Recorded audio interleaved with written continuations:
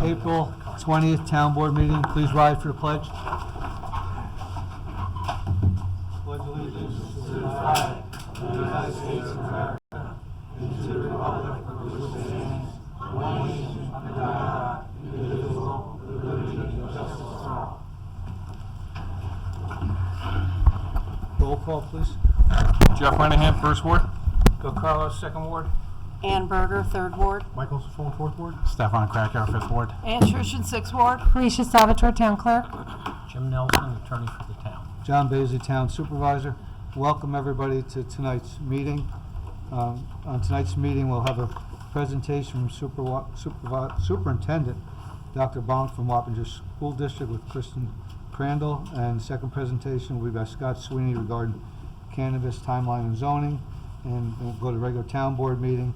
It'll be accept Sergeant Shepard's disability retirement. Number 2, appoint Captain Cavalieri as chief. 3 will be pulled from the agenda. 4, waive the Germania Mayfest, Oktoberfest, and Christian Market fees.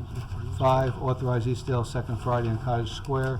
6, set a date for a public hearing on Stormwater Annual Report. 7, approve the Marist College Riverfest fireworks. 8, approve the 2022 Town Board minutes. 9, notification of claim Royal Hall.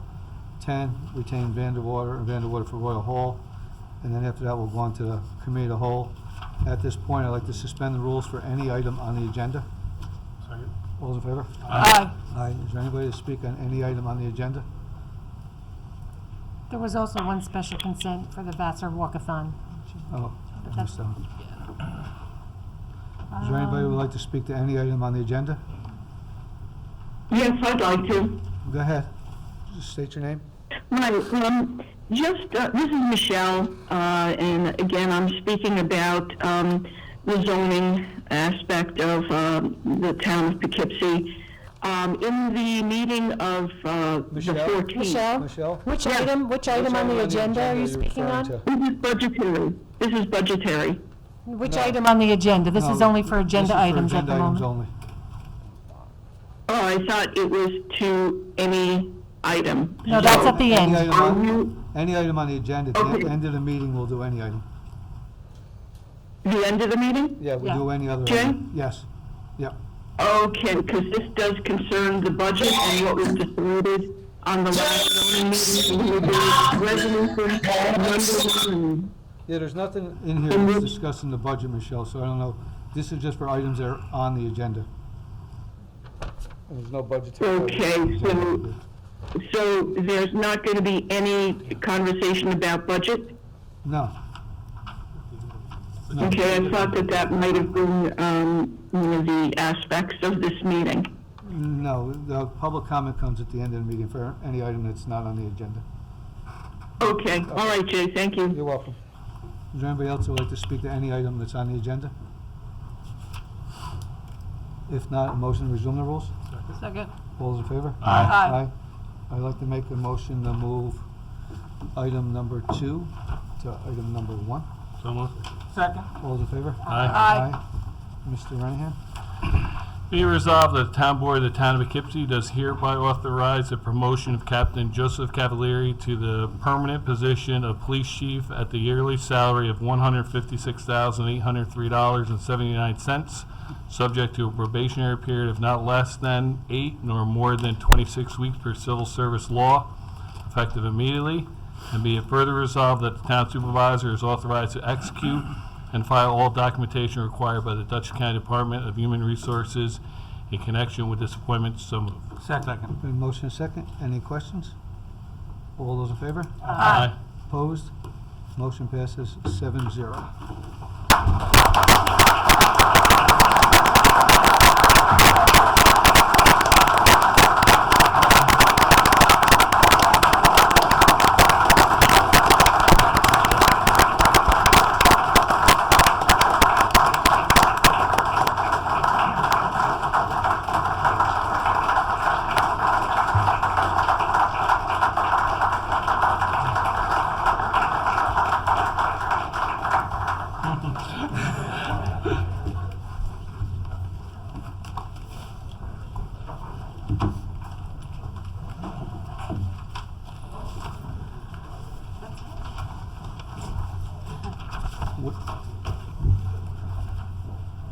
With that, we'll go on to our first presentation.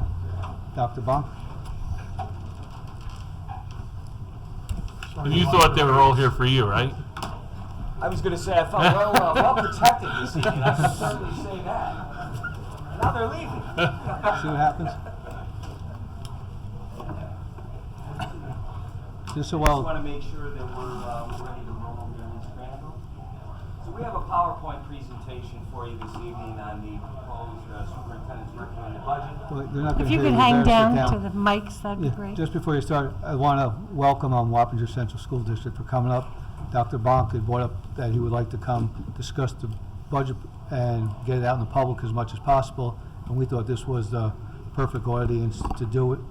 So he's going to give us a short presentation, and at the end, we can ask whatever questions that we want. Supervisor Bailey, I would like to thank you for the opportunity, as well as members of the town board. I'm Dwight Bonk, the superintendent of Wappinger Central School District. Last evening, our Board of Education approved a recommended budget that will go before the voters in the Wappinger School District. I have with me this evening our Assistant Superintendent for Business and Finance, Ms. Kristen Crandall, also one of our board members, Trustee Eddie Slowshower. So again, I thank you for the opportunity. This has not been done before, to my knowledge, where the school district has presented to the town board at town board meetings. We felt that it was very, very important to get the accurate, correct information out.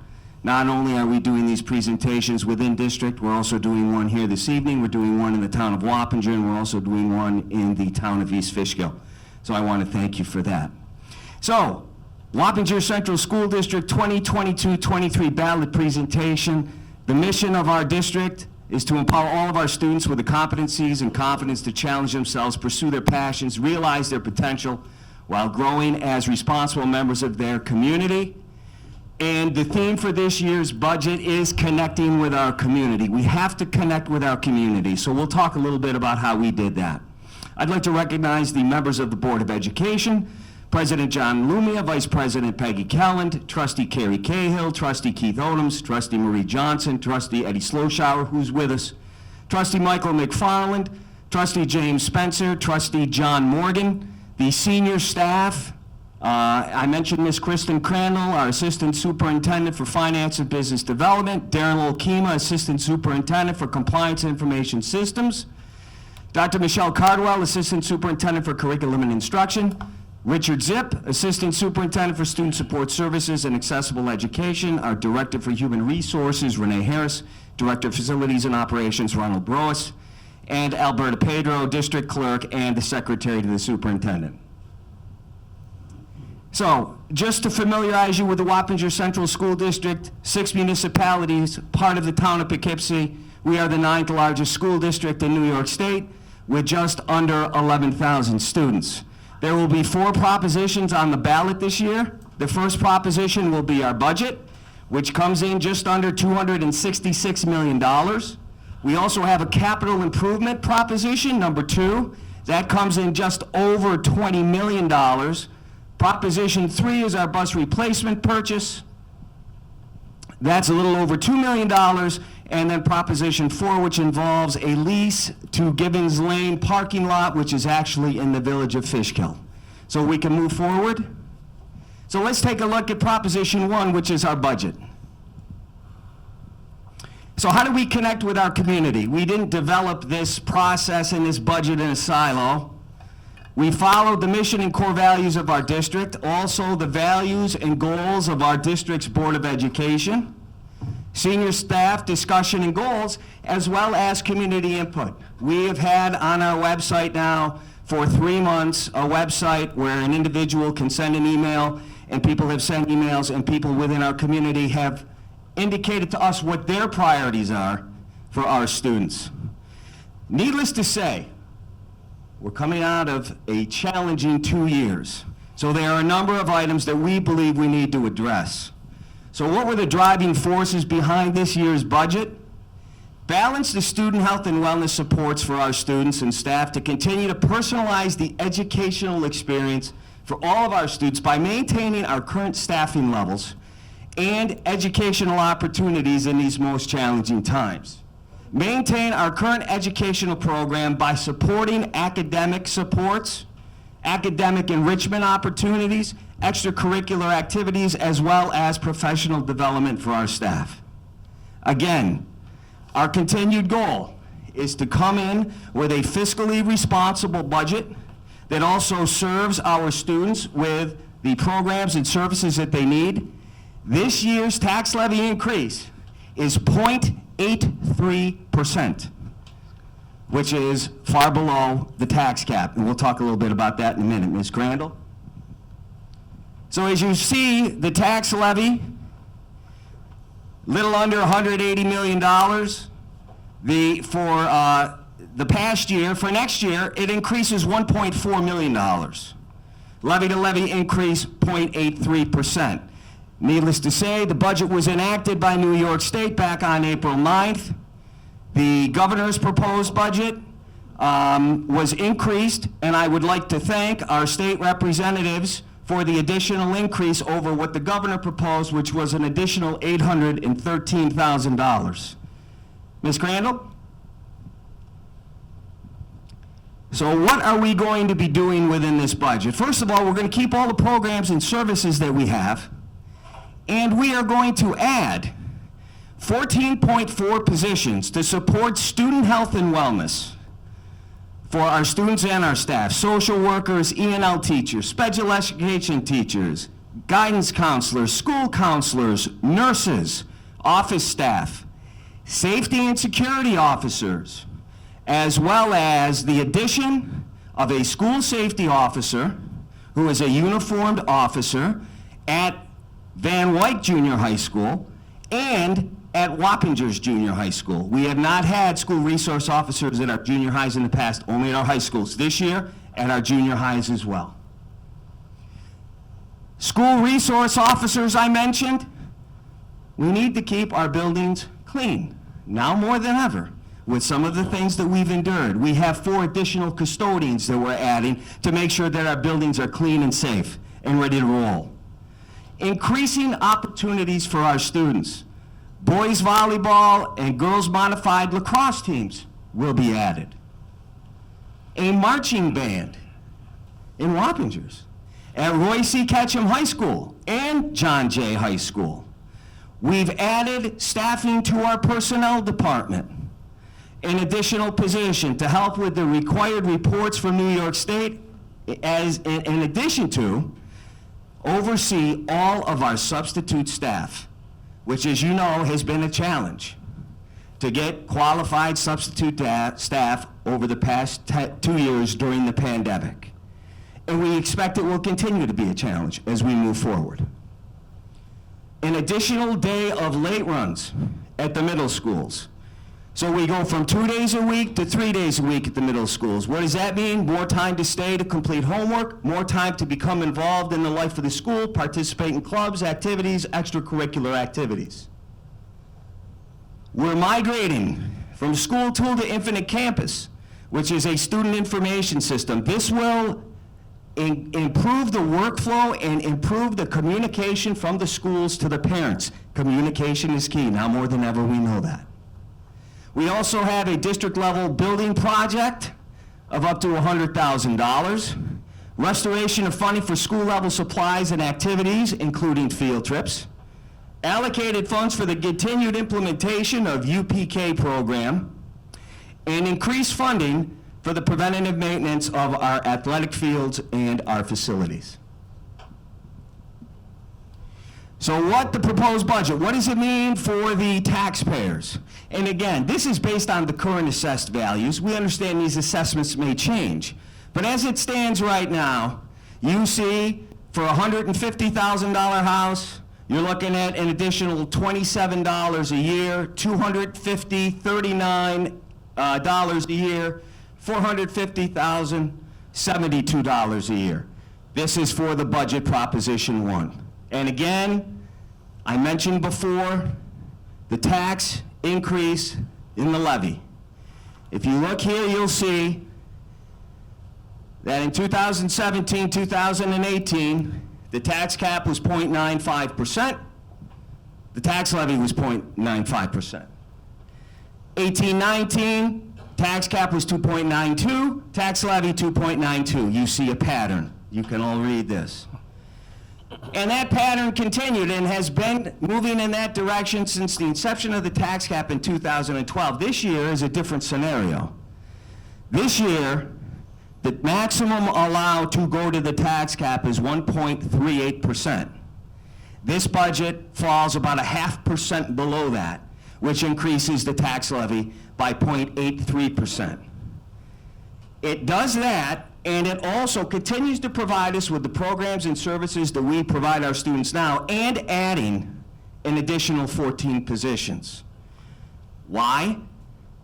Ms. Crandall has done an extensive job working with the senior team and the Board of Education to comb through the budget, eliminate any potential duplications of services, combine resources, reorganization of our transportation department, as well as our facilities department. In addition to that, we have received more money from New York State, which means it's less of a burden on the taxpayers at the local level.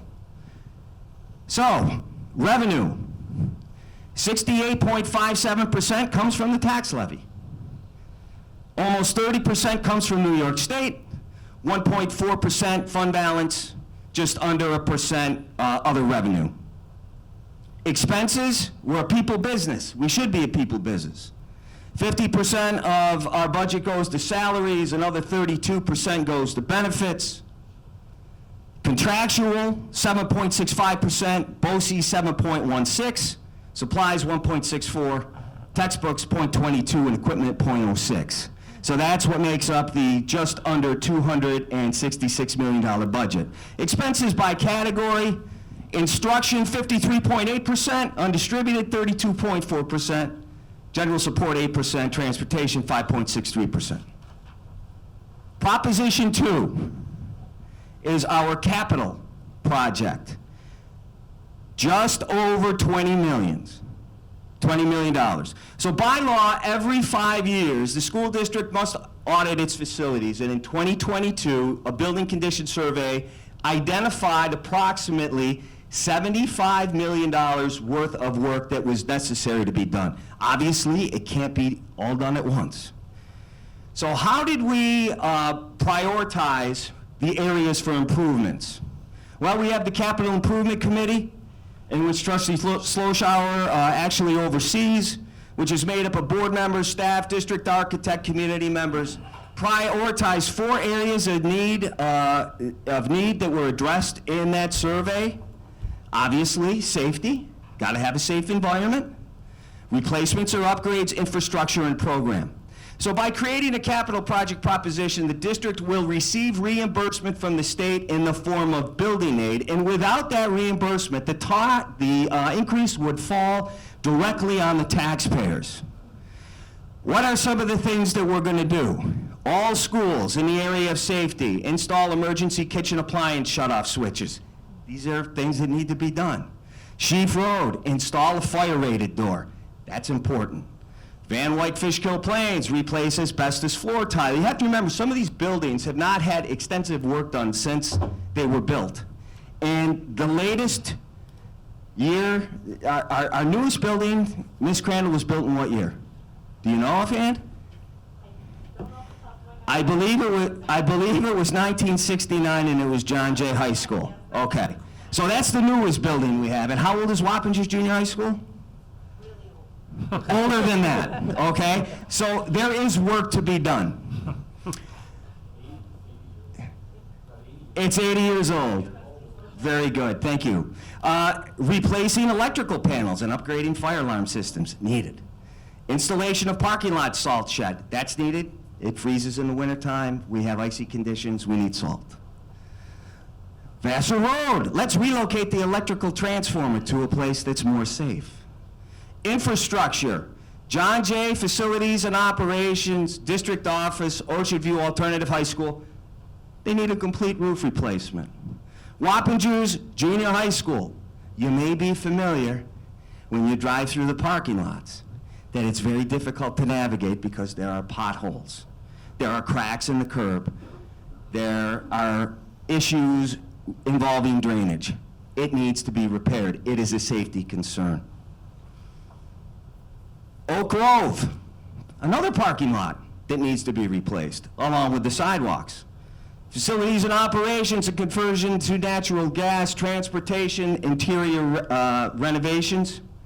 Replacement and upgrades, we talked about the replacement in the athletic field, sound systems at RCK and John Jay. Heating and ventilation in the cafeteria and the gym, Sheaf Road, important. Van Wyck Fishkill Plains, replace heating and ventilation, building wide. Sheaf Road, add cooling to computer server room. Right now, it's not as cool as it should be, which can create some issues. Evans, Oak Grove, Wappingers Junior High School, Fishkill Plains, replace the kitchen hoods. And I believe that I will go specific to the town of Poughkeepsie in terms of program. RCK, renovate the auditorium bathrooms in our classrooms. Wappingers Junior High School, replace the auditorium seating. We've done a lot of work in the auditorium, but the seats are in need of improvement, to put it nicely. And also Wappingers Junior High School, renovate the home and careers classrooms. Ms. Crandall, can we move on? So let's take a look at another chart in terms of how much is this going to pay. Home assessed value, $150,000, annually $13, $350,000, annually $32, $500,000, annually $45. The capital project, not to exceed just under $21 million, would be bonded over a 15-year period. 58.3% of the cost will be funded through state aid, not the taxpayer. Proposition number 3, bus replacement purchase.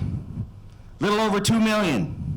We have 22 vehicles proposed to be retired. We have the largest transportation fleet of any public school system in New York State. All of the schools that are larger than us, they subcontract their transportation. We like to have our own transportation department with our own people that work for us, that service our students every day. We need to make sure that we've got safe vehicles. So we've got 15 large buses and 7 vans that are going to be retiring. Let's congratulate them, hopefully. Bus proposition requests, what are we looking at? We're looking at 15 requests for 71 passenger buses. Those are diesel. Those come in a little under $120,000 a pop. Comes out to about $1.8 million for that. Passenger vans, gasoline, we're looking at 2, about $120,000. 22 passenger wheelchair vans, gasoline. We're looking at $76,000 per vehicle. One vehicle, that's $76,000. And then the 20 passenger vans, gasoline, we're looking for 4 of those at about $60,000 each, around $230,000. 22 vehicles coming in, little over $2.2 million. So how do we determine when a bus is retired? Well, we need to provide students with safe transportation to and from school. One of the most important things that we do. We need to require that the vehicles are working and functioning properly. We need to make sure that they meet all of the requirements of the New York State DOT, that we hire qualified personnel to perform the duties is a continued concern. And it's very evident that it's very, very difficult to find bus drivers. It was before the pandemic. It's even more of a challenge now. So fiscally, to be diligent, we need to maintain a stable expenditure level for the taxpayers related to how we maintain our school vehicles. And this goes without saying. When you pay now for required replacement, there's significant cost savings as opposed to paying later. I think we all know that. Aging fleets require significant higher maintenance and related labor costs. The use of contract transportation as needed during times of personal concerns, and that happens from time to time. Ms. Crandall, can we move back to the slide on when we retire a vehicle, just so everyone understands the amount of mileage?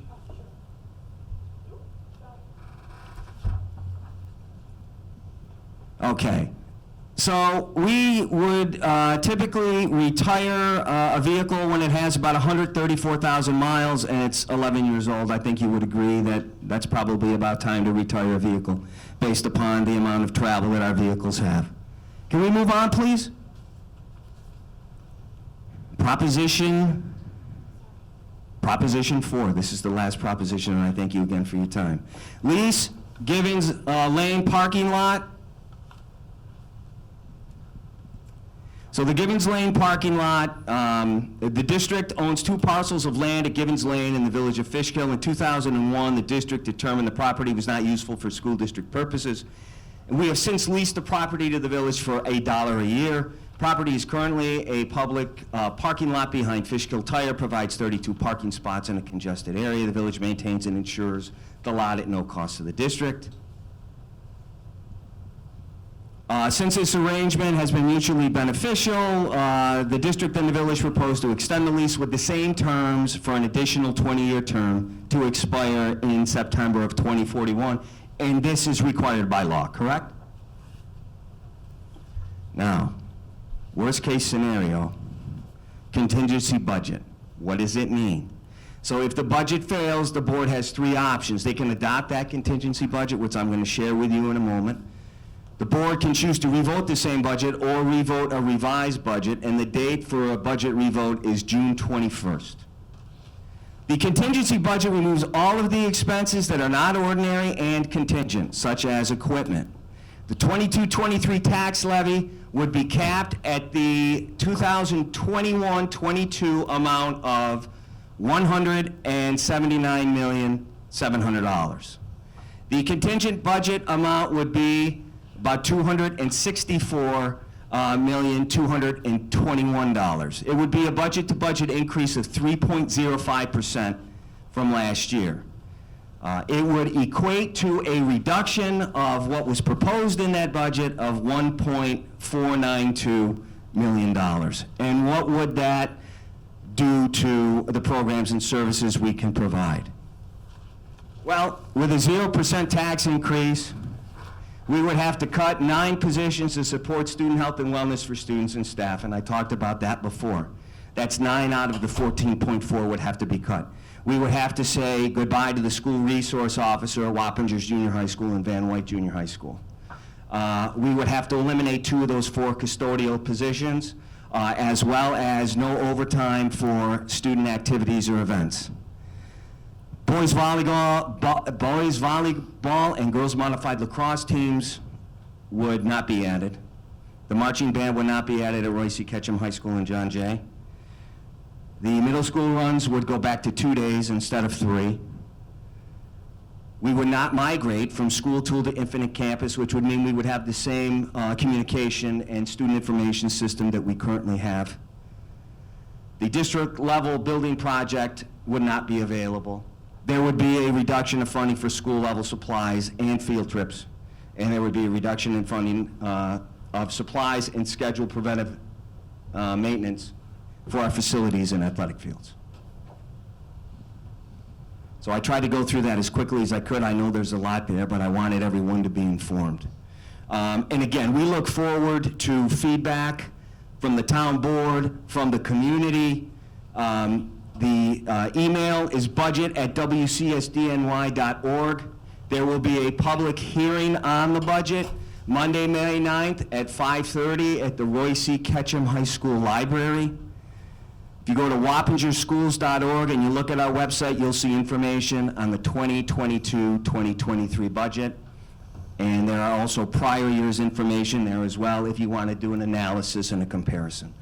I again want to thank you for allowing me to present this budget to you, giving of your time. I know you've got a lot of town business, but over the past year and a half in my role as superintendent, I've had an opportunity to collaborate extensively with Supervisor Baisley.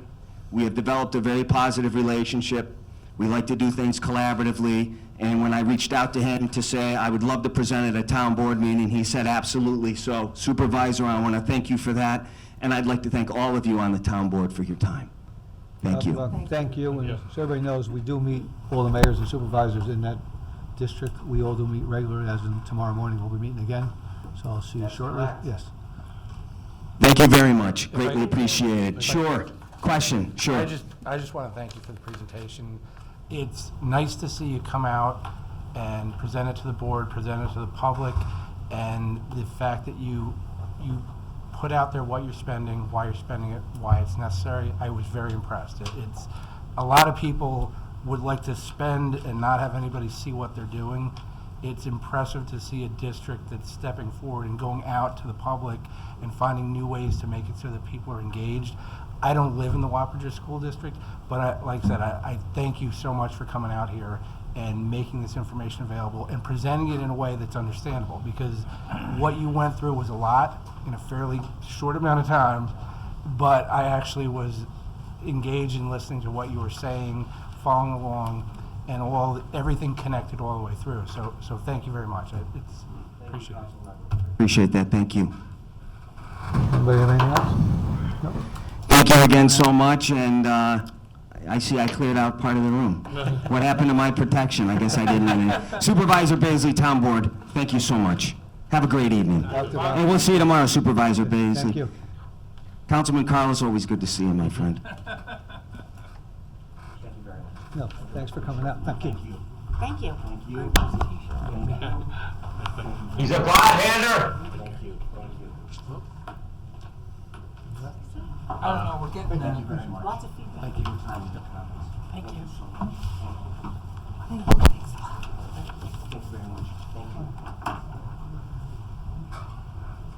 Scott, you're next up. The next presentation will be Scott Sweeney regarding cannabis timeline and the zoning.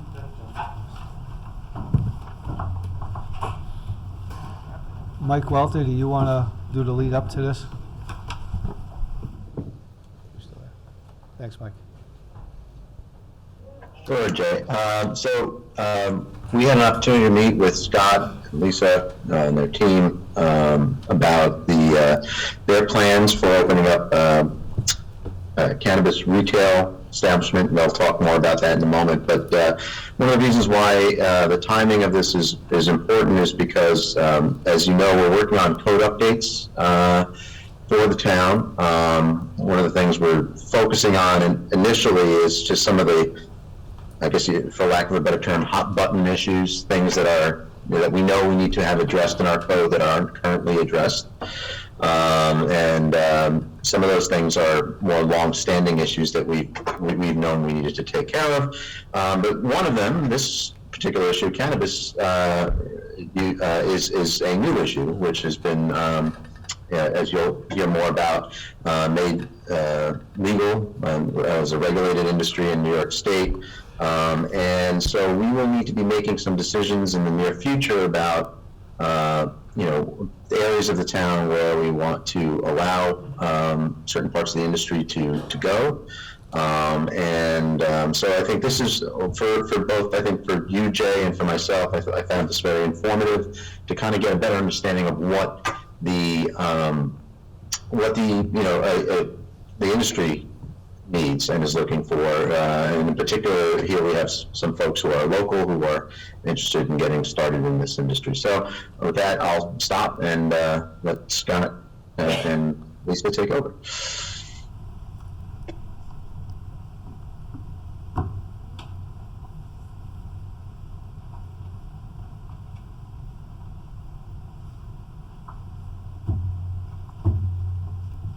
Here you go, Lisa, you made it.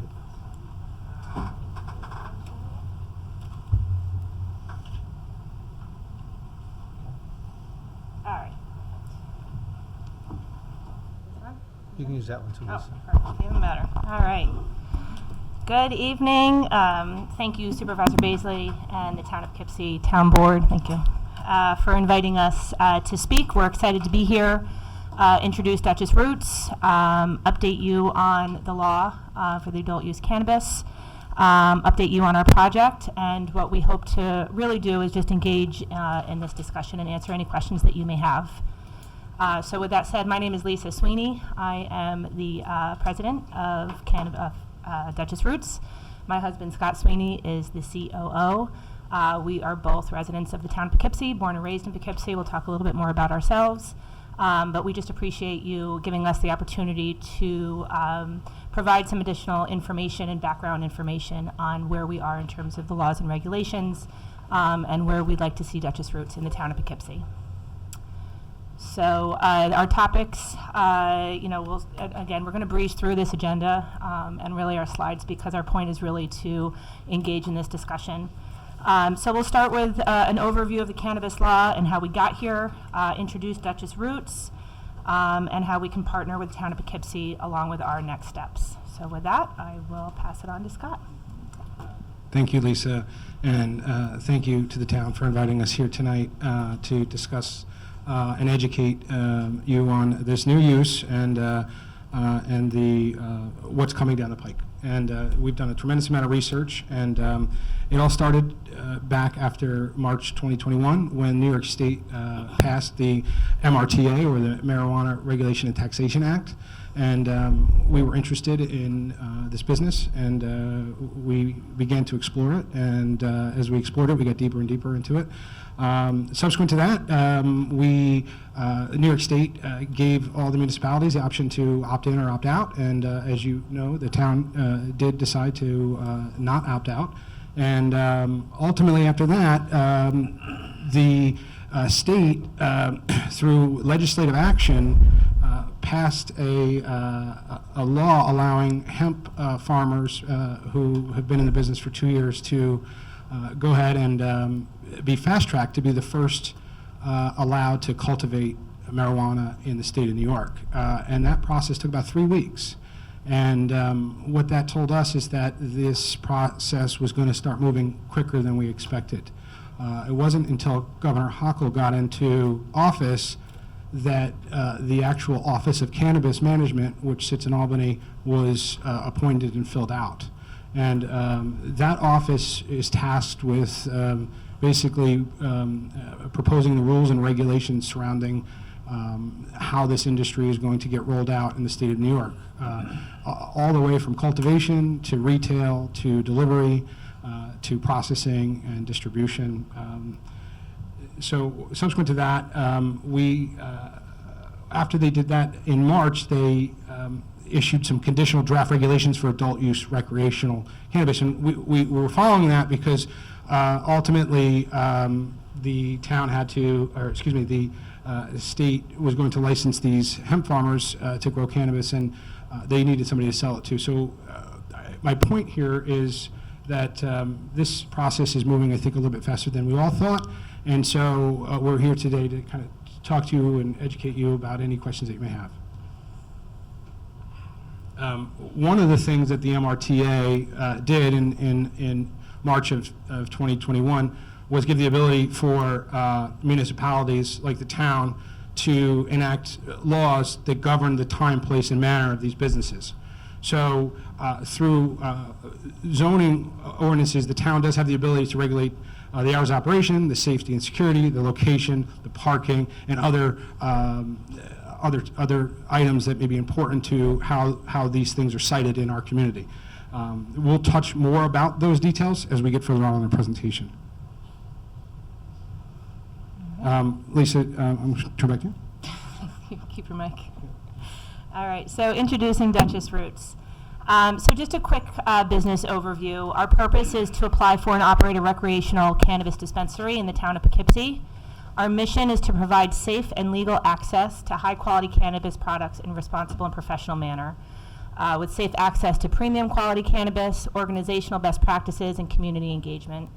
And our expertise and experience, we have assembled a team of local professionals who bring skills and expertise to the table. And we failed to introduce Mike Dundas here, who we're working with as a consultant who has successfully done this in the state of Massachusetts. And he's also here to help guide us in the process and also answer any questions that you may have. So, not only does our team have expertise in the regulated cannabis dispensing, business management, healthcare, education, security, finance, and accounting, but ultimately we're all committed to the responsible stewardship of the organization and our mission. So positive community impact. So there's three kind of buckets that we just wanted to quickly touch upon. First is the obvious jobs. We're planning to employ dozens of full-time and part-time employees and hire local contractors and vendors. It's a personal mission of ours as well as a professional mission to create a community of local contractors and vendors, and we will continue with that with cannabis, with Duchess Roots. Community partnership, Duchess Roots plans to be an active community participant and accountable leadership. We're local people. We have authentic stake in the ground, and we believe in transparency and accessibility. Here we are, meet our leadership team. So Scott and I were both born and raised here in Poughkeepsie. I had a long career in hospitality. I currently work in human resources for a local health system, and I graduated from Baruch College. My husband Scott, COO, long career in the insurance brokerage, deeply experienced in insuring cash-intensive retail business, extremely active in the community. He's a member of numerous boards and not-for-profits, and graduated from Marist College. And we both have a son, a 2.5-year-old son. We live in the town of Poughkeepsie in the Spackenkill School District, so we're not going anywhere. So again, I'm not going to read through this whole slide, but we really just want to emphasize the fact that Duchess Roots is 100% New York owned. Founders both live and work in Poughkeepsie, and we're invested in the community. And we have a number of philanthropic work, which includes a long history of charitable giving, and also raising funds for organizations that have impacted the community. We also sit on local board presence, volunteered for many not-for-profit boards, including the Poughkeepsie Alliance, United Way, Family Services, Vassar Brothers Medical Center, the local Chamber of Commerce. Scott was the past recipient of 40 Under 40. The walkway over the Hudson, among others. So now I'm just going to turn it back to Scott, who will just walk through a few more slides. Yeah, and just to extrapolate on Lisa's comments, we live here, we're raising our son here. This use is coming into New York State. The state has already legalized this. They are working on their framework to bring this to communities, and we have watched other states, and other states have allowed large multi-state operators to come into their towns that don't know the people of the town, and they don't have the same intimate experience with those people. And one of the biggest things that we believe, and we've been talking to our state officials as well as our local officials and community members about this partnership, because we believe that this new business that's coming to New York should be owned by locals like ourselves. And we have taken a very, very hands-on approach, living, eating, breathing this business to make sure we get this right, because we have just as much to lose as the town does in putting this business in the town. We don't want to do it anywhere else. We want to do it here, and we want to do it on a transparent basis with you all in a fashion that you can all be proud of and that we can all benefit from, okay? And to that end, one of the biggest things here is education, okay? Because this is such a new use, many people don't understand cannabis. There is a negative stigmatism around it. But what we've found in other states is that states that have legalized this use, the community actually embraced it. We saw property values going up, crime going down, and we saw the plant itself being used for many medicinal purposes. So one of the things that we really intend to do here is be very hands-on with our customers. It's a one-on-one transaction. During the sales process, we invite people into our stores. There's a rigorous process to be vetted to get into the store because you have to be over 21 years old. We meet those customers face to face. We take them into a salesperson, and we explain the products. And one of the things about legalized cannabis versus the legacy market is that everything that you buy is transparent. There's an ingredient list. You know exactly what you're buying. It's transparent, safe, tamper-proof, child-resistant. So one of the things that we really, really think will be a key to our success is that educational component. With that said, we have no cannabis background. We haven't done this before. However, we've built other successful businesses, and we know that we can't do this alone. So we have hired 3 different companies to help us navigate this process. Michael is our lead consultant, and Michael, like we said, has done this very successfully in Massachusetts. Started as one of the first 9 licensed companies in the state of Massachusetts when they first did their legalization process, and grew it to be the 2nd largest in the entire state of Massachusetts. Sapphire Risk, a personal friend of mine that I know from the insurance business, did some insurance risk consulting with him. He is was just named High Times Magazine, one of the top 100 most influential members in the cannabis industry for security. We're going to, these things need to be safe. We'll have opening and closing procedures. We'll have our employees safe. We'll have our customers safe. So it's very important that our floor plan and our design and the way that our traffic flows are, that'll all be consistent, our cameras. And then point 7, the application process, branding, design, clean stores. These are, and we'll show you some examples of these stores as we move on. Lisa, do you want to? Yeah, okay. To that end, we are, we're here looking for your support and your partnership. You're going to have our cell phones if you need them. Because this is such a new use, this has to work for all of us. And in order for it to work, it has to be open and transparent. And as Michael said, you as the town board will have to decide how you're going to zone this and how to site this. We don't have a location. We will not look for a location or secure a location until we understand how the town board zones this. We also, it's very difficult for us to even think about a location until we understand the the New York State licensing process. It could be 6 months. It could be a year. It could be 3 months. We just don't know. And so that makes it very challenging. We wish it wasn't so difficult, but this is what we're dealing with as New York tries to get this right, okay? So we are here ready to assist you in any questions.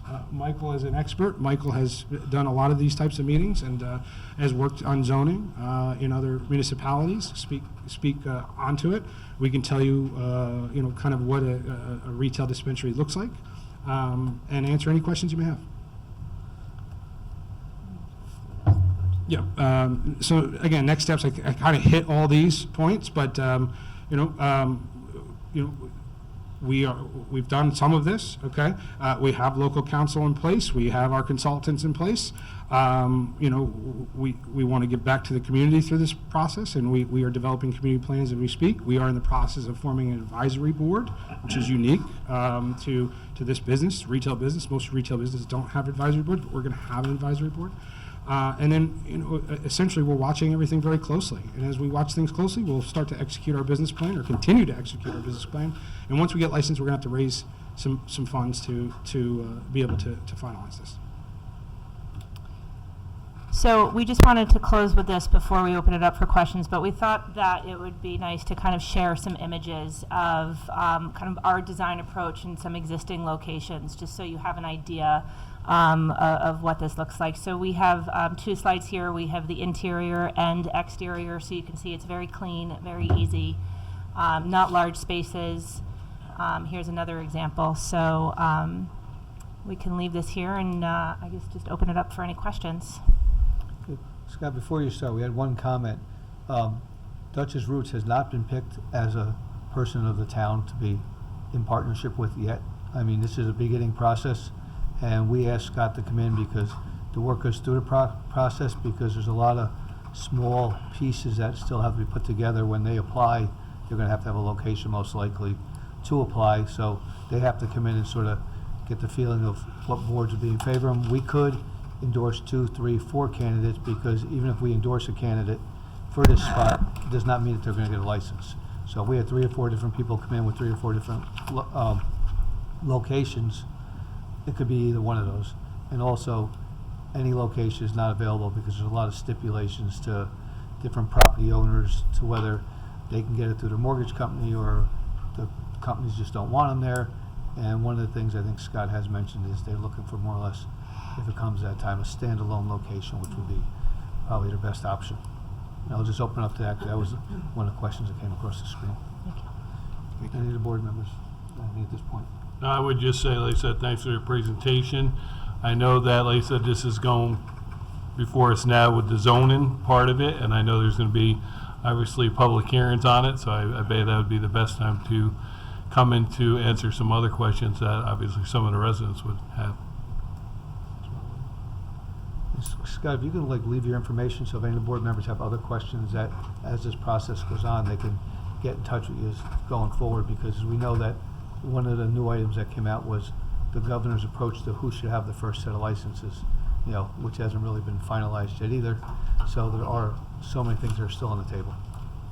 Yep, correct. We're happy to send you a copy, all the town board, if it's okay, we'll send you a copy of the presentation with our cell phone numbers on there. That'd be great. So you If you have could it. email that to me, I'll put it right up on Put it up, yeah, sure. And, yeah, we're watching those regs very closely. It affects our business. They're under public comment right now, and we'll see how that turns out. Is there only one location that's going to be in the town?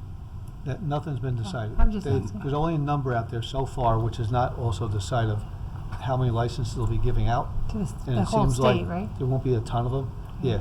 But if, like say, we opt to go with Dutchess Roots, and they don't get a license, it may go to somebody else, somewhere else in the county. If we have 2 or 3 other towns, you've seen 1 or 2 different people come in. Do you know how many licenses like are in Massachusetts? I'm just curious. Yeah, so today, can you hear me on this? Today, there's about 200 licensed dispensaries In Massachusetts? across the state of Massachusetts alone, yes. Wow. And the initial sales in Massachusetts, I imagine they're large, but you've had it for like a year, 2 years now? Adult What, use, yeah, what are adult, sales like I now? think it's adult use cannabis passed in Massachusetts in November of 2016, yeah. Okay. and first dispensaries opened in early 2017. Okay. And when you ask about sales, what do you mean Volume of sales? in terms of dollar figures? Yeah. I think that the latest information that came out of the Massachusetts Cannabis Control Commission was that Massachusetts just hit about $1 billion in sales on an annual basis in 2021.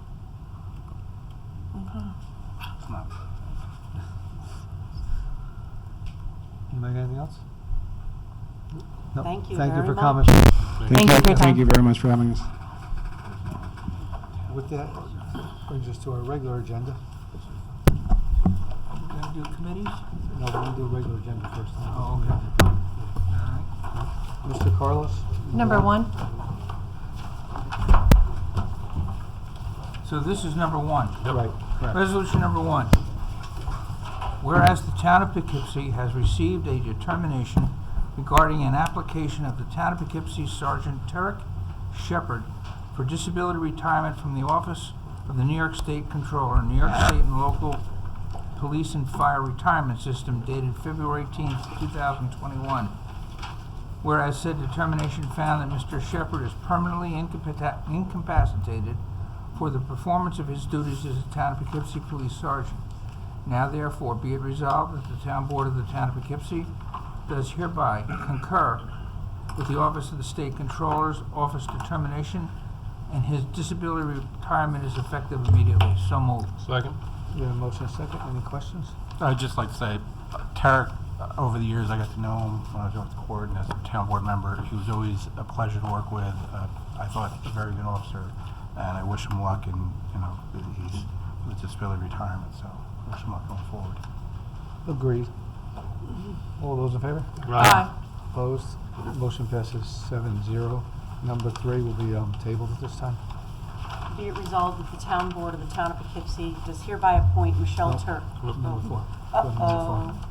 Number 3 we're going to table. Sorry about that. Whereas the town board of the town of Poughkeepsie has heretofore received a request from Germania of Poughkeepsie to hold its May Fest on May 13th, May 14th, and May 15th, 2022. Its Oktoberfest on September 9th, 10th, and 11th, 2022, and its Crystal Market on November 18th, 19th, 2022. And whereas the presence of food and/or booth vendors is a vital part of a successful event, now therefore be it resolved that the town board of the town of Poughkeepsie does not include food and/or booth vendors participating in the Germania's Mayfest, Oktoberfest, and Crystal Market events as peddlers and hawkers, and these vendors are thereby exempt from the provisions of Chapter 151 of the Town Code. And be it further resolved that the town board of the town of Poughkeepsie does hereby waive all permit fees relating to Germania's of Poughkeepsie Mayfest on May 13th, 14th, and 15th, 2022, their Oktoberfest on September 9th, 10th, and 11th, 22, and their Christmas Market on November 18th, 19th of 2022. And be it further resolved that the town board of the town of Poughkeepsie does hereby approve the application as submitted pending receipt of a certificate of liability insurance naming the town of Poughkeepsie as an additional insured. So moved. A motion and a second. Any questions on that one? Listen, if you haven't been to one of their events, you Yeah. have to go. I've definitely been to. Family, fun time, the music, the food, it's just outstanding, and they do a lot of good things for the kids too, so. How do you say that, Kristen? How do you say that? Don't know that I know how to say that. I suggest you ask. All those in favor? Aye. Opposed? Motion passes 7-0. Whereas the town board, Town of Poughkeepsie has heretofore received an application submitted by Shelby Adrian to hold an event called Second Fridays on Cottage Square, located at Cottage Square, 48 Eastdale Avenue North, Poughkeepsie, New York, on Friday, May 13th, 2022, June 10th, 2022, and July 8th, 2022, August 12th, 2022, and September 9th, 2022, October 14th, 2022, from 6 to 9 p.m. Whereas the presence of food vendors is a vital part of a successful event, now therefore be resolved that the town board, Town of Poughkeepsie, does not include the vendors of food participating in this event as peddlers and hawkers. So these vendors are thereby exempt from the provisions of Chapter 151 of the Town Code. It be it further resolved, the town clerk is in receipt of a certificate of liability insurance, naming the Town of Poughkeepsie as additional insured, and be it further resolved, the town board, Town of Poughkeepsie, does hereby approve the application as submitted for said event to be held on the above mentioned dates. So moved. Second. We have a motion second. Any questions on this one? All those in favor? Aye. Opposed? Motion passes 7-0. Be it resolved, the town board of the town of Poughkeepsie does hereby set May 4, 2022 at 7 p.m. or soon thereafter as the matter may come to be heard in the town hall, Town of Poughkeepsie, 1 Over Rock Road, Poughkeepsie, New York, as a date, time, and place for a public hearing to accept public comment on a draft stormwater annual report. Be it further resolved that searchable draft stormwater annual report prepared by the town engineer shall be filed with the town clerk's office and posted on the town's website for review by any interested party on April 29th, 2022, and be it further resolved that the town board will accept the public comment on the draft stormwater annual report commencing on May 4th, 2022 and ending on May 13th, 2022 at 4 p.m.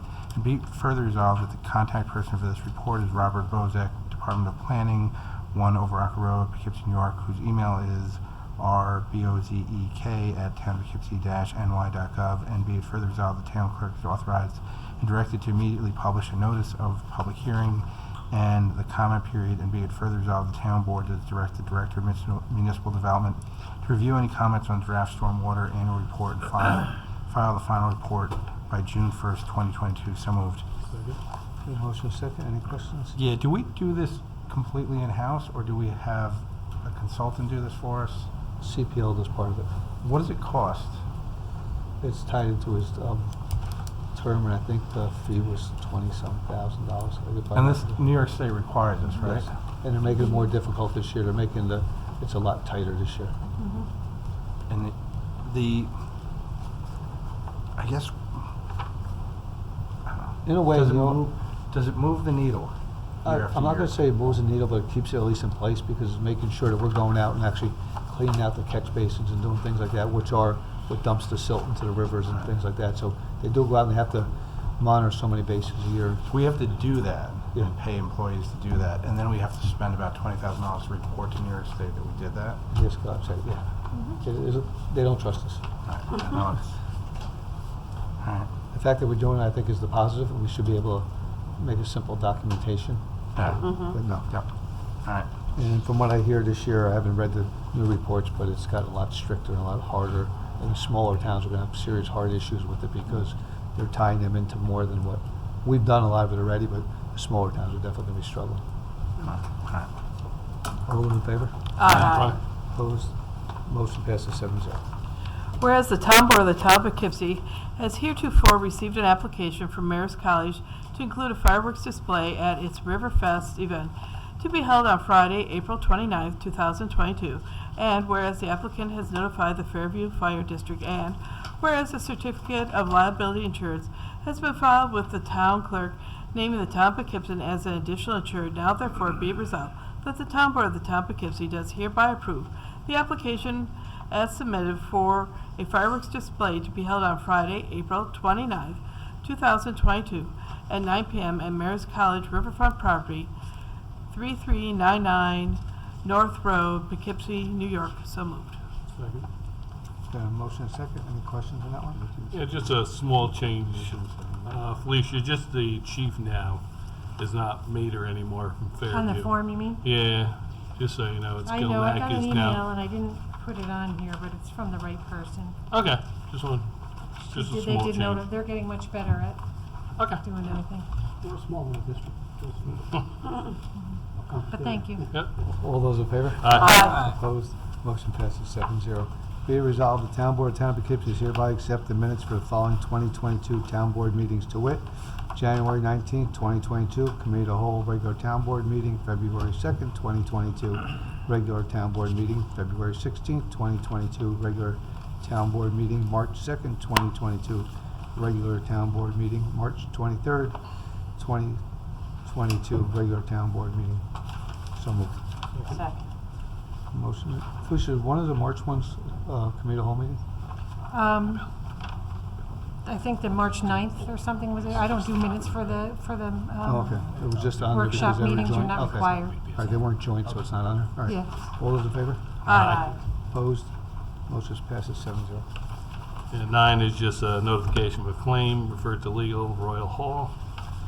And then number 10, be resolved, the Town Board of the Town of Poughkeepsie does hereby retain Vanderwater and Vanderwater LLP as attorney to the town at the hourly rate of $215 for partners and counsels, $195 for associates, and $95 for paralegals to represent and defend the town interests in Royal Hall versus Town of Poughkeepsie Police Department et al. So move. Second. Got a motion second. Any questions? All those in favor? Aye. Opposed? Motion passes 7-0. Thank you. Bill, you got number 11?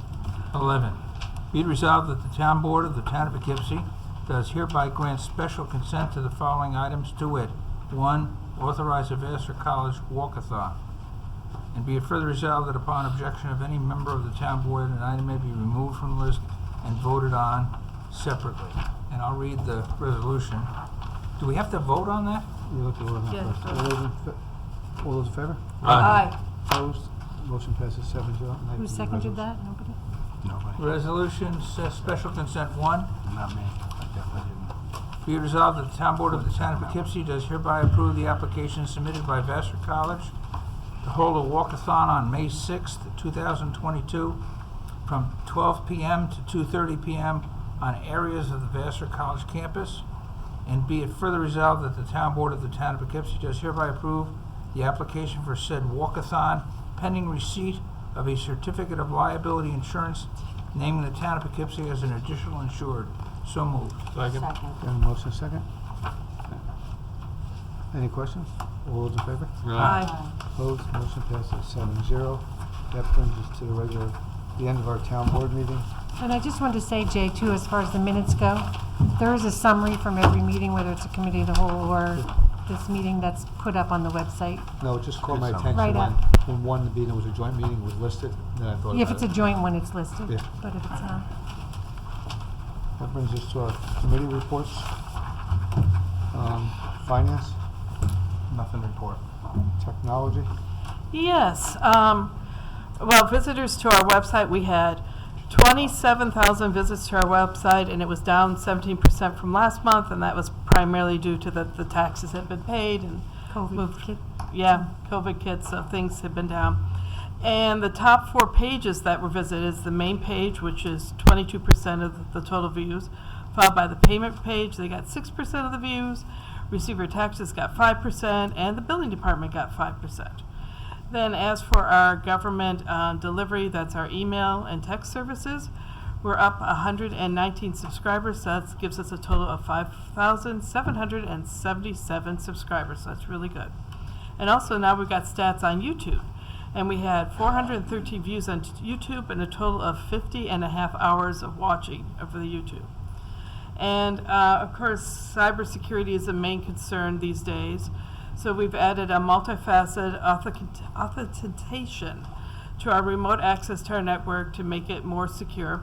And they're also reviewing other ways to add more cybersecurity to our network. We've also begun upgrading testing for the town's financial software, and we're continuing to do research on the phone system and moving forward with reviewing several options. Recreation. A few things. First of all, T-Mobile, we were awarded a grant from T-Mobile for $42,000 to convert the baseball field to do a softball field down at Stanley Still, so that's great news for down there. There's numerous projects going on in the town parks right now. One, Crestwood, they refurbished the field. They began that last week to build a new T-ball field, of course, with the rain still going. They're still fighting that to try to get that all fixed there, but they're moving forward. Greenville, the parking lot, they expanded the parking lot for 30 additional spaces down there for parking. And like I said, there's more to come, hopefully, there will be. Upcoming events, April 23rd is the opening day for the girls softball at 10 o'clock at Stanley Still Park. And they'll also have that hometown grant presentation at that time. Also, April 23rd, the Saturday, Cal Ripken, the Babe Ruth opening day ceremony at 11 o'clock at Crown Heights. Camp sign up is still open, obviously, for summer programs. They're still looking for, if anybody out there is interested in being, that's an EMT that's helping out. They have a position there for the summer hours out there. Just contact the Recreation Department. And really, just like I said, just look at the website. You know, it's changing all the time. They also are on Facebook. You can see some of the progress they're making, what these projects are doing. So just keep your eye open. Jeff, did they do one of the tennis courts over too? Yeah, they did one of the tennis courts over in Greenbelt, and that's on their Facebook page. You can see the pic. I believe it's a Facebook page. You can see the before and after. Good job. We had the spring fling the weekend before Easter, which was, believe it or not, rain was a huge success. I mean, they had a agility course out there, petting zoo, Easter egg hunt, food trucks, face painting. They actually asked their students to come out and they helped with the face painting. They helped with the agility course. They delivered like 15 students that helped do a lot. And I mean, it was very busy. Our own Easter Bunny showed up from down the Recreation Department. He did a great job. And the time I was there was probably over 200 people there, rain or not, inside and out. And the kids they didn't care if it was muddy or not. They were going to go out and run the obstacle course and have a good time. So weather permitting or unpermitting, it was still a great time had by all. Yeah, because like I said, Janet and CJ are doing an excellent job. I mean, as people have to understand, there's 21 different parks, 16 ball fields over through the town. We'd like to have them all done right away. We can't get them all done, so really they try to prioritize the ones that are being used the most. But slowly but surely, I think you'll see improvements in all the parks. Correct. You're seeing a little bit in every park. Yep. And they're getting there. Mhm. They made great improvements, just even safety factors to the basketball courts, putting up the cushions and things. I mean, that's all that helps, and it just makes the look of the park that much nicer. And I mentioned at the last meeting, but our highway superintendent's here. The highway department did that parking area down at Greenvale, and there's so many things that the highway department does for us as a town that we couldn't do anywhere near as efficiently and cost effectively. And that parking was so needed for years and years and years. Mark went down and got it done timely, and it looks fantastic. And the spaces added makes a huge difference because it was so busy down there. That extra 30 spaces relieves a lot of that pressure, and it allows for the transition from one game to the next where you have people coming and going. So I want to thank Mark personally because that just is fantastic. So. No, Steph, along the line of what you're saying is without the other departments chipping in, I mean, winterizing, CJ in the wintertime was the only employee there. They maintained the bathrooms, winterizing, didn't worry. It may sound small, but they take care of those small things. Last year, the water department hooked up water down there. Yep. All those departments are willing on their off times when they're not crazy busy to help, and just that alone, one project could save us tens of thousands of dollars by having it done in-house. And like the parking lot alone, what that would have cost us would have been like 10 times what it is. So what we're saving in the meantime, I think is fantastic. Fire advisor, Mr. Anderson. Yes, the three town fire departments, of course, just discussed the fire and building code issues that are going on from the last month. Also, the fire advisory committee is going to start posting safety messages on the community channel that basically go with the season, if you want to call it, a hot topic. So look for those to go through just to give some safety tips to the residents in the town. Jeff and Dave, any interest in any videos or doing any kind of video work that we can get our group together and they can actually interview somebody, if you want to interview the chiefs to different departments or anything, anything like that we can do, we can post it all over also. If they want to do something seasonally to their areas, we can do that also. Okay, yeah, we'll bring it up, because I know they were gonna run some NFPA type videos that they have, you know, those PSAs that we can put out there, but that's a good idea as If we well. can or can't do them, you guys want to do something, we're more than willing to interview them. If Yeah. you want to. I know Battalion Chief Finn, I know, did some before for Arlington, and I guarantee he would love to share them with us. Infrastructure, Mr. Carlos. Infrastructure. Our water department. The tank mixers have been installed. If you're like me, you wouldn't know what a tank mixer is if you tripped over it. We have these huge water tanks, and they have to stir the water so that we don't end with a level of bad water. They're done. Something more underwater, and you're going to hear more of this as we go on. The federal government passed a law, and I'm not going to read the whole name to it. The abbreviation is lead to copper.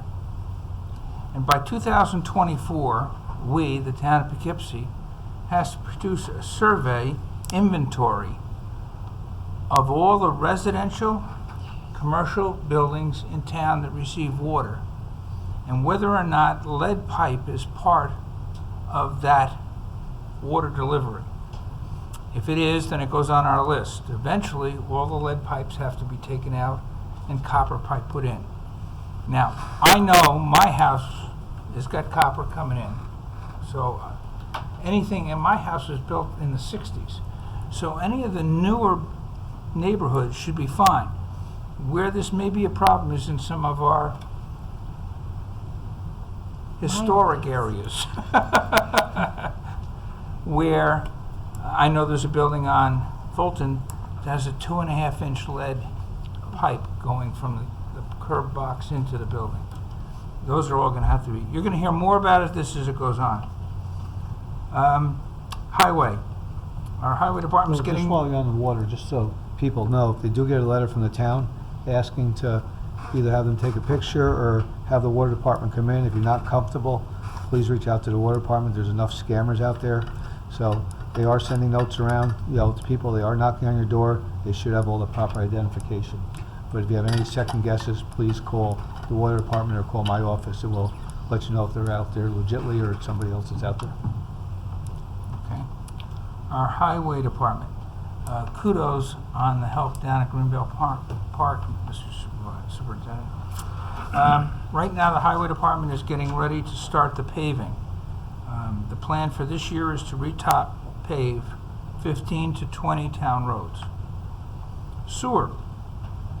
My fellow board members, I circulated to you a new classification and definition of sewer users. This is going to be something that's going to take a while for us to go through. It is sorely needed. Franco Zani from Sewer. I want to call it a stratified plan. Right now we have one bill for sewer. So what I pay at my house, or Mike, your house, or Ann, it's a flat rate. Well, we have sewer providers across the town that have some really bad things they're putting into our sewers. For example, the manufacturing that we have in our town, nickel cadmium, all of those chemicals go into our sewer. How about hospitals or colleges, their chemistry labs, their bio labs? All that goes into our sewer. Not counting laboratories, medical facilities like the big one up in Mike's ward. This new plan, and we're going to have to go over it because it's going to take a vote to change the law. And I would like to, maybe at our next committee of the whole, have Franco come in and go through it line by line with you, so we're pretty ready for a vote. One last thing, and I just learned this afternoon. We are, the town of Poughkeepsie is a joint partner with the city of Poughkeepsie to operate the water plant, the water treatment plant, which is down on the Hudson River. That water treatment plant provides about 1.5 million gallons a day to the city and town of Poughkeepsie. It's a major facility. We have been using chemicals, disinfectants, and we have started to turn away from that. One of the things is UV disinfection. So all of the water, before it comes out, goes through UV disinfection. The project to do that is $5.2 million. We just, and I just got the email this morning, received a $2.9 million grant to offset some of the $5.2 million. The water bills you get from the town. The cost of the water is set by the Zone Water Board. And that's all I have, Mr.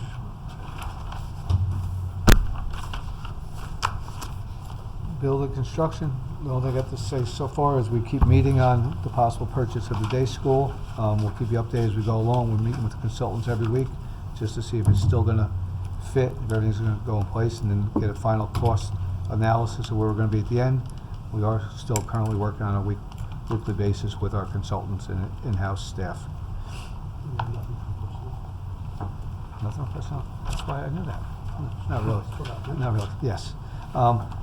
As far as the supervisor's report, next week we'll be having a blood drive in Town Hall. If anybody's interested, please look on the website. You can sign up ahead of time if you'd like to be there.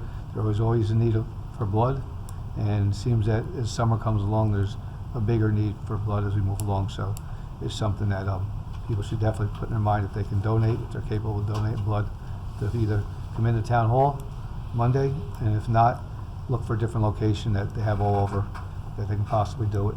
Also this Saturday, the town will be doing an Earth Day cleanup. You can contact my office and we can give you contact at different locations where we'll be doing some of the cleanup. Right now we have about 8 or 9 different locations in different groups throughout the town that'll be cleaning up different sections of the town. And I want to thank the highway department for working with them and getting some of the stuff to start the process. And it's been run by our CAC, so it should be a pretty good event. It seems like a couple of Boy Scout groups are coming in, Girl Scouts, different organizations are all reaching out, so hopefully we'll have a good spot. And on that line, if you're not available and you can't come out, never hurts to go out, and used to say, give a hoot, don't pollute. I think that was probably one of the best sayings that was ever out there. But if you're looking around your neighborhood, it seems that everywhere where there's not a house, people seem to find out that's their junk spot to throw things. Spend a few minutes and walk over and do your part and clean it up. You'll be surprised how much nicer your whole neighborhood looks. You can definitely tell when somebody goes out. Now spring's here and all this stuff is just showing and showing. And I think if we constantly make an effort to keep it clean and go forward, I know the county's doing something this week also, that sooner or later people will catch on and realize, we all work together, we can have a really nice looking place. I think the town and the county is a beautiful place to live, and this is just one little eyesore that I think with a team effort we can all work on cleaning it up. That's all I have. Does anybody have anything else? No, thank you for announcing the Earth Day cleanup. Yes. There'll be Yes. one on Route 44 at Stewart's. What time are those compared to? So most of them are at 9. Mine's going to start at 11. And then there's also opening day of girls softball. Oh, yeah, I and- think that's like 9. And then was there Busy day. another opening day too? Oh, yeah, there's the girls softball at 10. 10 and Cal Ripken's at Cal 11. Ripken's at Yeah, 11. Crown Heights and then, Yeah, And Crown all these Heights and- different organizations. And if you have an All right, so organization for Earth Day, girls are down feel free to give us a still. call. We can help you pick out a location, because one of the schools called us today, and we're working on trying to get them up on Southgate for the weekend. So hopefully we can get a different, in all these different locations. 48 Van I'd Wagner. like- I'd like to make a motion to suspend the rules for any item, and please ask people to limit it to 3 minutes. Doreen? Thank you, Jay. As far as the cannabis presentation tonight, I don't know if I heard this correctly, but did they say that property values go up and crime goes down when you have cannabis dispensaries? They did say that. Doreen, that's I- Julie. Yeah, oh yeah. That's what she said. Okay, I thought that's what they said. I mean, I don't know, some of these presentations, I mean, as far as last committee of the whole meeting about the tattoo parlors, the guy, the woman, I believe it was, said they help people emotionally, and the gentleman said they feed the homeless. So now we have cannabis dispensaries that are going to make your property values go up and crime go down. I think we just need a little more realistic expectations from some of these people when they come in. I think it's marijuana crimes go down because it's no longer illegal. That might be the asterisk. If it works Yeah, for maybe. you, the chief will be very happy if that's the way it goes. Yeah, wouldn't we all? Anyway, again, I just think sometimes some of the statements, the claims made are just a little over the top. And the other thing is about the stormwater report. And Stefan, I know you questioned it, but yes, we do need the stormwater report. Stormwater is very important for water quality. I submit stormwater comments each year.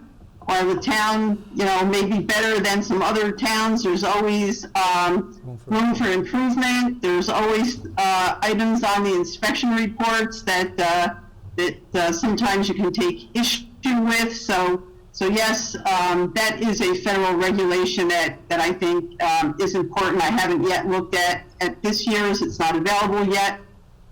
So it will be interesting to see what's on there. But again, you're concerned about water quality in the town. Construction site runoff is a big contributor to water quality issues. You are a climate smart community now, so you really need to be paying attention to these things. So yes, I would say that it is something that's worthwhile.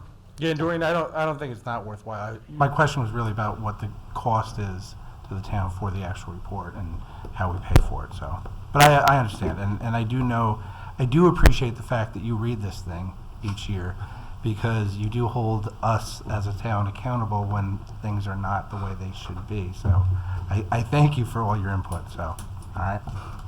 All right, thanks. That's it, Jay. Thank you, Doreen. Is there anybody else? Mr. Charlie? Yes, I'd like to speak. Okay, just a minute. we are one ahead of you, Michelle. Hold on one second. Okay, no problem. Mr. Charlie. Good evening. Jim Challey, 35 Park Avenue. I'm here on behalf of the whole board of the Friends of Peach Hill. And as you remember, last meeting I was here to thank Mark Pfeiffer and his highway crew for taking down some really big, very dead trees.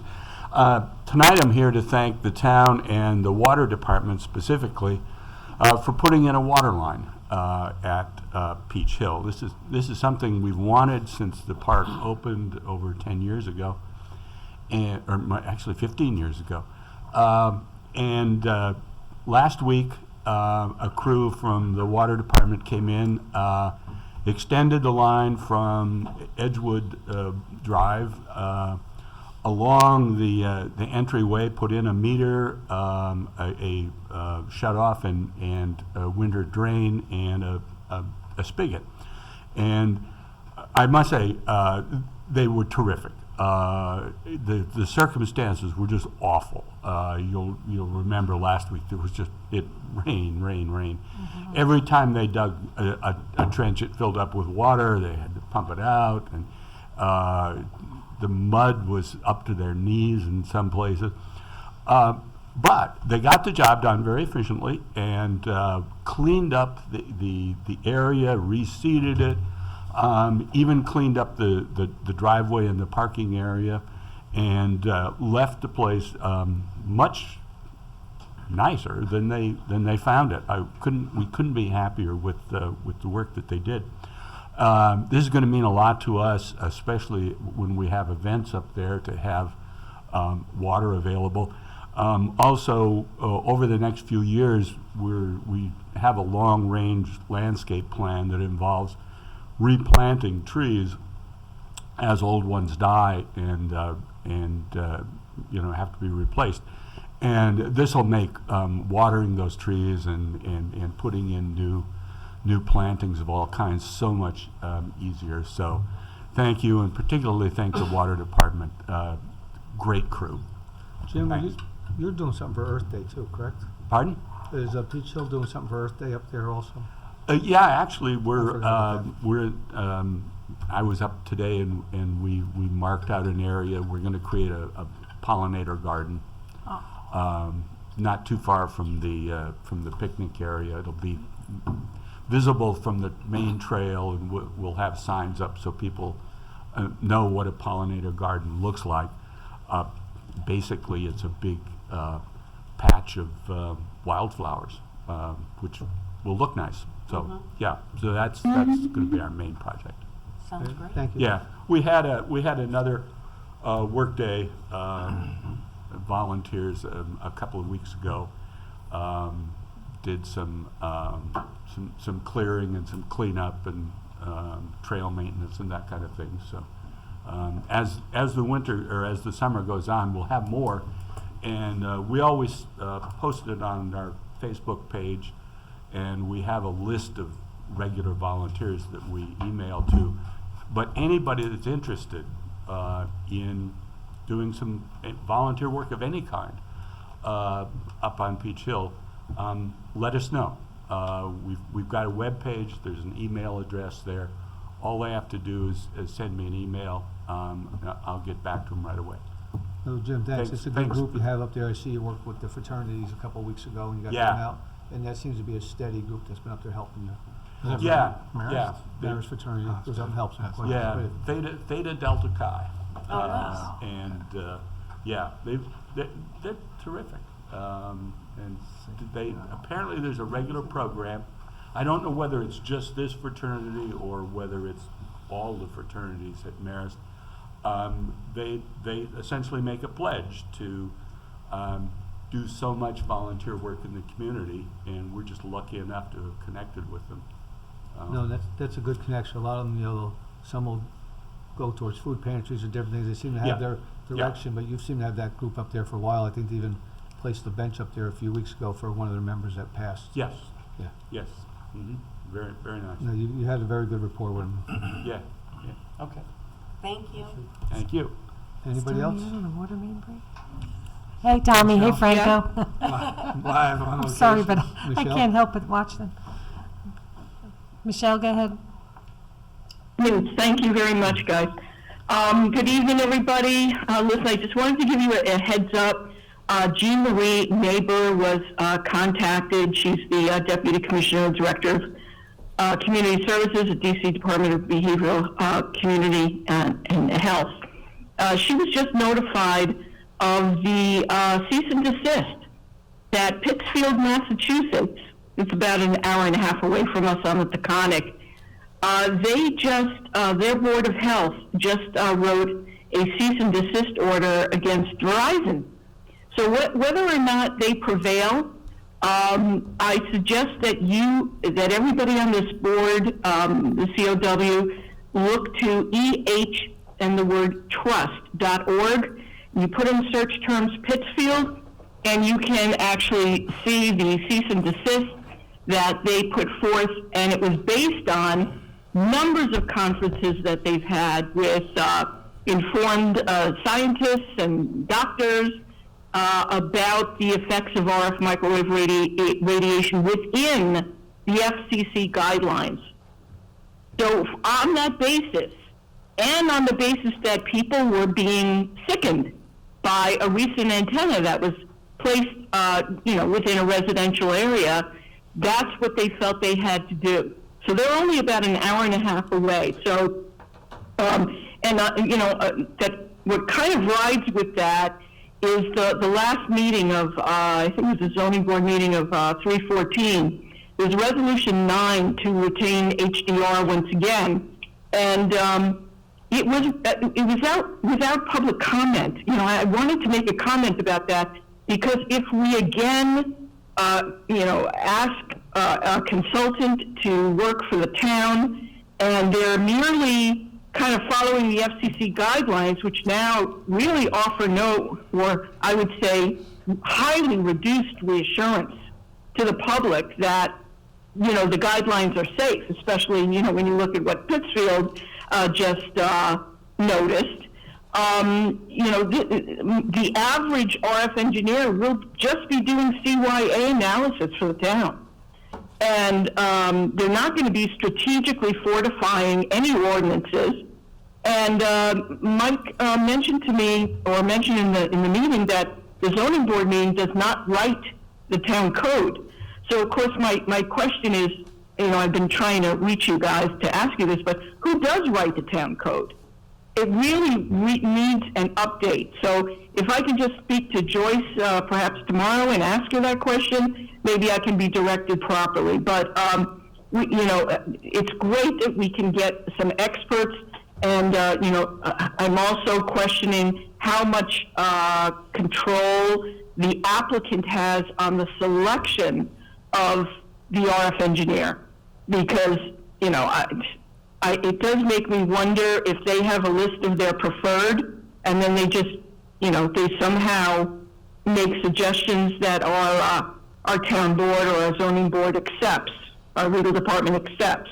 So we really have to look at those that understand the ramifications of that ruling, EHT, CHD et al. FCC. That ruling, the RF engineer really has to understand the implications of that. Not just look to see, FCC guidelines are still in force. Not in that way, but to see how they can actually protect the town from over-proliferation. And since our RF engineer did not do any drive tests, which actually confirm need in a real way, not with the charts, with the pretty charts, but in a real way, it does make me question how much of a need there really exists in some of these areas that we're having carriers come in or site developers come in and want to erect their antennas that they get commissions on. So, and what ties along with that is a Senate bill, S8765, which is coming down the track, and it is going to, because we are a climate smart community, it will let residents make the decision on whether they want a transmitting device being placed on their home or their apartment, and they won't be fined for saying, hey, listen, I really don't want this. So with solar comes these things that emit harmful RF microwave radiation. So the public needs to know. They should definitely go to ehtrust.org and then search by the word Pittsfield, Michelle, and they will get there's 5 minutes. chunk of information. To wrap it up, if you reach Yeah. out, if you call me in the morning, I'll explain to you the process. I should be in around noontime. I can explain the process. Okay, great. Michelle. And I understand cybersecurity is also a question, and some of you board members are working on that. Wired connections are secure, and wireless ones are just not. Just saying. Michelle. So thank you very much. Michelle, it's Ann Berger. I just wanted to say that I really do appreciate your dedication to this issue, and you're extremely knowledgeable on it. It's obviously something that's very passionate, that you're very passionate about, and I respect that. And it's given me the opportunity to kind of look into this issue and see, both sides of it and what's going on. And although I haven't made a clear decision on, where I land on this, I do appreciate you, continuing to get things in front of us, at least for my own benefit. I can only speak for myself, that I can read it and look into it. And so I do appreciate that. Thank you. Thank you. And Bill Carlos is doing an outstanding job. The man asks questions, which I so respect, and I thank you, Bill, for what you've done with Hudson 7 and RFK Jr.'s law firm, Kennedy and Madonna. He's doing the right things in a number of areas. So thank you so much, Bill, for asking questions, Mr. Carlos. Thank you. Thank you. Motion to resume the rules? All in favor? Aye. I just want to say, we've discussed tonight, the help that the highway department, the water department, and the sewer department have done throughout the town. And it's 8:30 at night, and the water department and the sewer department have showed up on the Zoom meeting. And if We wanna know where you are. if I'm not mistaken, they're probably out in the middle of the woods replacing a sewer main that broke yesterday, and they had to build a road, so they're out there working now at 8:30 at night, so they're still out there. And I just want to thank them for all that they're doing. and good luck, and could you finish up tonight, guys? I agree. Give us a heads up, where are you? Tom Franco and the crew, they get called out when all kinds of stuff happens, and Mark also. And most of us are just asleep at night. And if a pipe breaks, or there's a problem with the roads, or the police, we have employees that work in this town that do an amazing job, and most people have no idea because they do such a good job. So most people will go to sleep at night, their water will be back up and running, and they won't realize that these guys were out all night doing it. So I thank them, and the fact that they logged into the board meeting is also impressive because, they clearly care about our town. This is something that's been going on, just so people know, 2 days this has been going on out there, and they've been working, long until last night. They got going, they're doing a pump around, they got it going. But something else that, you don't realize is we live in a town where you see the Friends of Peach Hill and all these different groups. They had this major water, sewer main break, and as everybody says, there's definitely supply issues now. They couldn't get some of the stuff. They had to travel to Cold Spring. They reached out to some of the local contractors who were borrowing stuff from the contractors so they could get this job done. It shows not only do we have dedicated employees, we actually have contractors in the town and live around here and work around here that will help us get stuff. So thank you to everybody. This is definitely shows that we have a community that cares in general. Hear ye, hear ye. We have anything else? Motion to adjourn? Motion to adjourn. Thank you, everybody. Have a good night. Gentlemen, finish up. 8:37.